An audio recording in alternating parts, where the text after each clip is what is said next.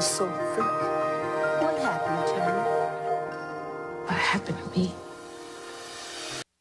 Welcome back. That was a clip from the movie Tell It Like a Woman. In it, Jennifer Hudson plays a woman who overcomes abuse, drug addiction, prison, and homelessness to create a movement. Today, we are chatting with the woman behind the story. Please welcome to DBL, the founder of Time for Change, Kim Carter. Yes, Kim.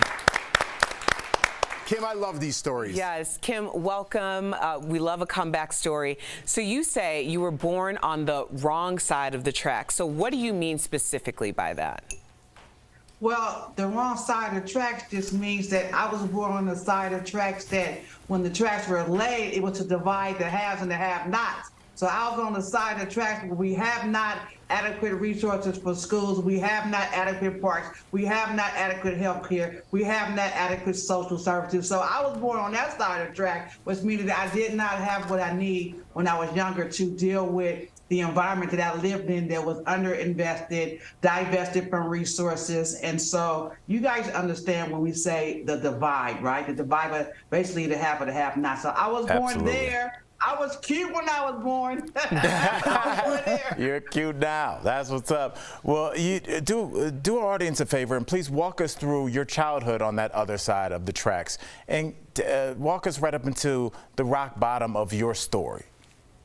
So basically, being born outside the tracks meant that my mom, who was a single mom of 4 children, did not have adequate resources for child care services. And as a result, I was babysat instead. And my babysitter, unfortunately, was a pedophile. So at a very young age, I experienced some horrific sexual advances for which a 5-year-old could not comprehend or digest. So take that into this environment where I wasn't supported, to be able to express those feelings, so they stayed within inside. And as I got older, I got angrier and I got more infected with ill feelings, first of all, of myself, because I never felt a part of or felt good about myself, and second, about what I seen, what was going on in my community. And I mean, I would watch TV and I would watch Bewitched and I would shake my nose and hope that I too would wake up and be somewhere else or in some other family, but that just wasn't the reality. So eventually it just led, the data would show, when you're not getting access to resources and then you be in an environment that's drug infested and violent, then you just become a part of what that was. And so by the time I was in junior high school, I had already, started drinking, smoking weed, and, ditching school and all the rest of that. Kim, so many people could relate to this in some form or the other, not specifically what you went through, but what was the moment that turned your life around? Could you have a specific moment? Well, I would say that what gave me a chance of hope for life, because my life didn't turn around until I had hope that I could have a life. Because in here, I really didn't believe that there was a way out. Because all I saw and all I endured was so much pain and so much horrific experiences. I didn't know. I thought everything good was on TV. Like, it couldn't be for me. And so when I got that hope, and that's what happened in that drug and alcohol program with Jennifer Hudson played me, is that she saw me have the light. Now, I will tell you that I had a daughter, and when I had that daughter, that was my reason for living. Like, I have someone else to be responsible for, but I still didn't have the tools I need to conduct a proper life. So I had to wind up going in and out of incarceration. And fortunately, I was a part of a pilot program that afforded 100 women the opportunity for treatment. And it's called the lottery because 3,000 needed it, but only 100 slots available. And I was one of those slots. I was number 87. Wow. First of all, I appreciate you really talking to us about your childhood and the acute childhood trauma, because it really gives people an understanding of what happens when children are affected so early on in their life.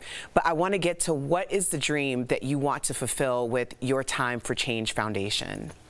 Well, Time for Change Foundation, our mission is to empower disenfranchised low-income individuals and families by building leadership through evidence-based programs and housing that is designed uniquely to create thriving families and self-sufficiency. And so with that dream, I found out that there were other women just like me who had been hurt and who just needed a hand up and not a hand out. So in 2002, we have worked upon one housing program with our fingers crossed, just hoping that it would help. Now, over the past 20 years, we've been able to expand to 19 different locations. I went from being homeless to actually building affordable housing. I went from actually going to jail, breaking laws, to now being able to work with policymakers and actually making laws, because I found out that there was poor public policies in place that needed to be shifted and needed to be changed. We started to address root causes of systemic inequality. So that's a part of what Time for Change meant. So when I started the name Time for Change, I thought it meant change one thing. I didn't know it would be this universal call for change, change on every level, social change, institutional change, family change. And so the changes became bigger than me. I'm just blessed to be able to wake up in my purpose every day. And it's because I've been afforded, the faith of God that allows me to do all things because he strengthens me. Kim, walking the walk, talking the talk. Yes. I love it. I wish we had more time. I forgot we were on the show. I was just like, who is this person? That was amazing. So blessed to have. You are amazing, Kim. So, oh my. Yes, oh my amazing. Goodness. DBL Nation, you can catch her movie, Tell It Like a Woman, and you can get Kim's book, Waking Up to My Purpose. Also, check out her website. A lot of things going on. TimeForChangeFoundation.org. Kim, again, blessed. Thank you so much. Thank you so much. Thank you for having me, you guys. Please come back. We'll talk to you soon. We'll be right back. Thank you.